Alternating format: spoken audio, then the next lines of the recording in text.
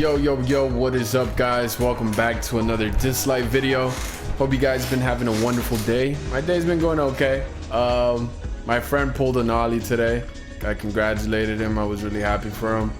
And yeah, I pulled the Wukong dupe when I did my 10 pulls, so that was really unlucky. But that's not what today's video is about. Today's video is specifically about this boy right here. The event, the one and only Ollie's event, the Lone Star. Not the first part, but the second part, the chase. It did come out today, so we're gonna go ahead and I'll give you guys a quick guide on how the event is. It's pretty simple, not too hard. So you go into the chase. Most of these stories right here are basically just story events where you get to play with Ollie and the new characters that came out, Laura and Nicole. So this is Nicole.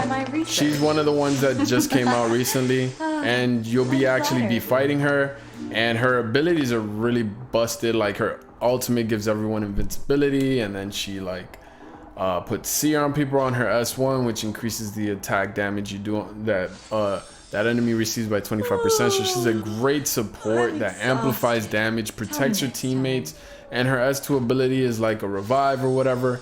But it's not. This is not about her. But I'm just saying you go against her. But you do get to play with Laura. Laura has a really cool kit. She basically puts this buff on you, which is crit resist.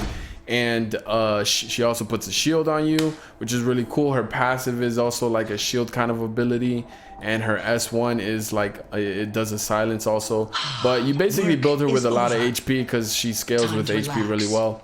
But those are the two characters you'll be playing with. So as you progress in the story, you're still playing with Ollie also. There's a stage where you got to do stuff with other characters that they already have for you. I manualed it. I don't know if it's audible or not, like if you can pass it by putting it on auto, but I'd say just do it manual if you want to clear it the first time. And it's pretty cool. You get to feel for the like new characters and a new team that it's not yours, so it's really cool. So go ahead and do that. So whatever, you just do all these stages basically. Then some of these stages literally just story, and you'll get gems and some currency, event currency for it. And then you reach here the boss challenge, right? The boss challenge has the difficulty of 1 through 6. I would say my advice is to do what your team can go the farthest and can do the most efficiently. Because if you just started and you like can only do 4, and out of 10 runs of difficulty stage 5, you don't want to have 1 success out of the 9 or 2 success out of the 8. You want to go somewhere where it's very efficient for your runs and it's smooth. And also every failed attempt, you do lose 1 stamina, so keep that in mind. That's also, you know, stamina is everything, man. So you want to make sure you're efficient with that. And honestly, it's not too big of a disparity. Like from 4 to 5, it's 50 currency, and from 5 to 6 is 60 currency. So don't feel too bad if you can't beat the hardest stage as of yet. But if you could take the hardest stage, I suggest you go ahead and do that. Set up your team, you know. I'll go ahead and just put this in the background and show you guys what the enemies are that you're going to be fighting and the boss. So I'll just have it on auto because I actually can pass this stage on auto pretty easily.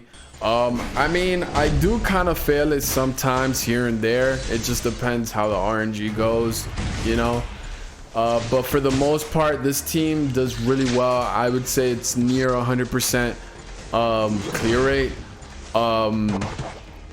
The team I'm running right now, you have to run Ollie because you can't actually take him out of your team. And honestly, I love running Ollie too because he's a great one. He has a speed lead of 25%. He actually, him and TA are tied for basically the fastest speed lead in the game, right? So he gives him and his whole team 25% in speed. Ollie's not the fastest character, but if you build him correctly, he's gonna be a problem, right? Because on his ult, he has invincibility, and it's gonna be hard to kill him unless you have like people that dispel that buff off of him, right? Or stripper, right? So Ollie's really powerful, and he also protects one of your teammates from dying. We'll see here if he actually does that. Sorry, I had to take a swig of that. That was a big ult by my Lin Xiao. There's his ult, does really good damage, 38k. I think he already had a defense break on him, so that's why it boosted his damage more. But remember, this Ollie's not like super crazily geared or whatever. So this is just the base of what Ollie can do, really. Like, not the base, but okay, there's his ult, saved me, boom, and did his ult on top of that and puts invincibility on the character. Ollie's really good. He's gonna shine a lot in hollow battles, a lot. Because that ability he has to keep his other character alive forces people kind of to attack him. And I honestly thought that putting him attacking him first would make him a weak link, but actually if you ult and put invincibility on him, he becomes a problem because you kind of need a stripper to take him out, and it kind of ruins the turn order of things, and it just, you know, it causes problems, right? So yeah, you get to test run Ollie here at this stage, and he shines even more in the chase instead of the other event that we first got introduced to and played with him, which was to the Oasis. But in the chase, they actually made him a bit stronger here. I'm actually gonna see if they actually made him stronger.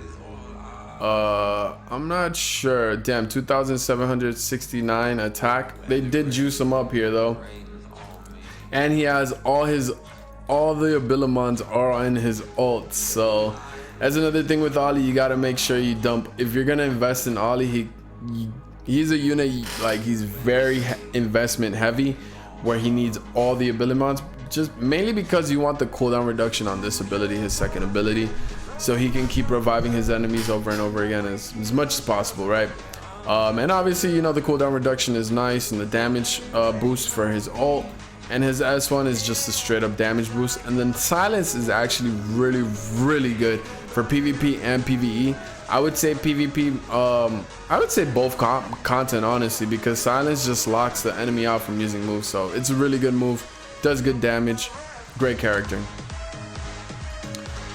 Next thing we go to is make sure as you're doing this, farming the stage over and over again, you'll be getting currency and gems and stamina and stuff as you do it, which is really nice. And let's talk about the shop. So the new shop is the Ancient Coin shop here, and so I already bought the Abilimon and the Gold Records. Those were the two things I bought first and foremost. I think I went straight for the Gold Record just because I wanted to try to pull for Ollie first. No luck there, but so right after the Gold Records, I went for the Abilimon. The Staff of Immortality, it's like basically an avatar for your portrait, your character portrait. I'm not gonna get that right now. I'm gonna first get all the things I see that are valuable to me, that are more valuable. Don't get me wrong, the Staff of Immortality portrait looks amazing because it has a snake on it and everything, right? I am gonna get that, but I need to get I need to make sure I prioritize all the important things first, such as the Gold Records, the Legendary Abilimon. After this, I believe I'm going to get the Nexus. I could get the Nexus Crystals now. I could either get the Nexus Crystals or the Starrymon.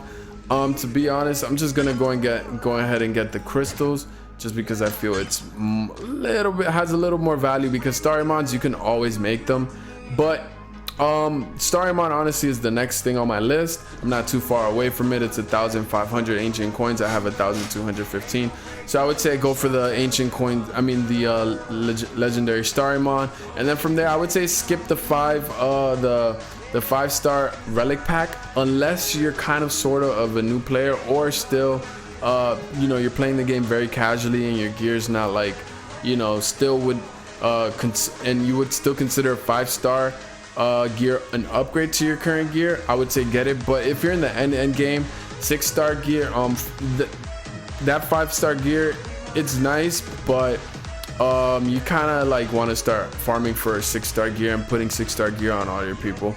But again, it's nice to have, but I wouldn't say it's a priority for the shop. So the next thing I would say after the Starrymon, I would go for the Epic Abilimons. They're very important for your 4-star characters, so you can juice them up.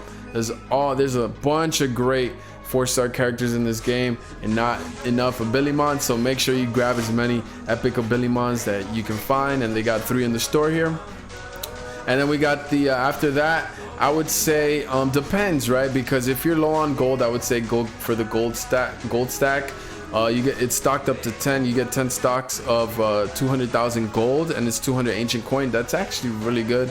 It's not too expensive. So you get basically about a lot of gold, right? So I would say get that if you're really starving on gold and you needed to upgrade your gear, especially since Hollow Battle came out.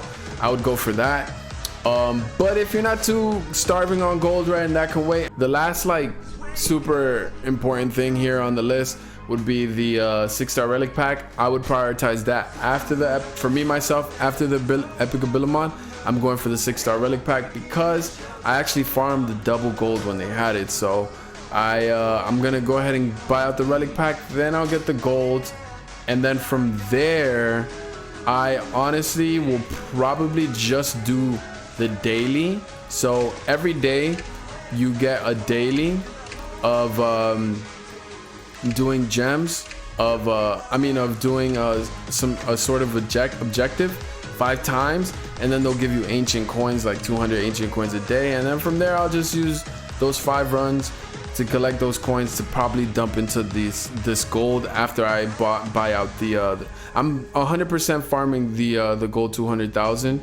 I'm gonna do that after I get the 6-star, but then I start easing the farming on once I get those items. I basically just do 5 a day to get the 200 ancient coins they're probably gonna give you. I don't know what amount it's gonna be, but they did that for the first event. I'm pretty sure they're gonna do that for this one, where it incentivizes you for you doing the event 5 times a day. And then I'll just dump that into the gold, the 100,000 gold. But that's basically what I'm gonna be doing. And yeah, I wish you guys a good luck on your pulls, and happy farming, and good luck on your hollow battles, guys. I hope you guys enjoyed this video. Make sure you guys share this to someone who you think might like it. Also like the video if you like the video. Leave a comment down below. I would love to hear your thoughts on whatever, anything really. And don't forget to subscribe to the channel. The boy's trying to hit 1K by the end of the year, so we'll see where we go. But that's about it. It's your boy Jada. I'm out. Peace.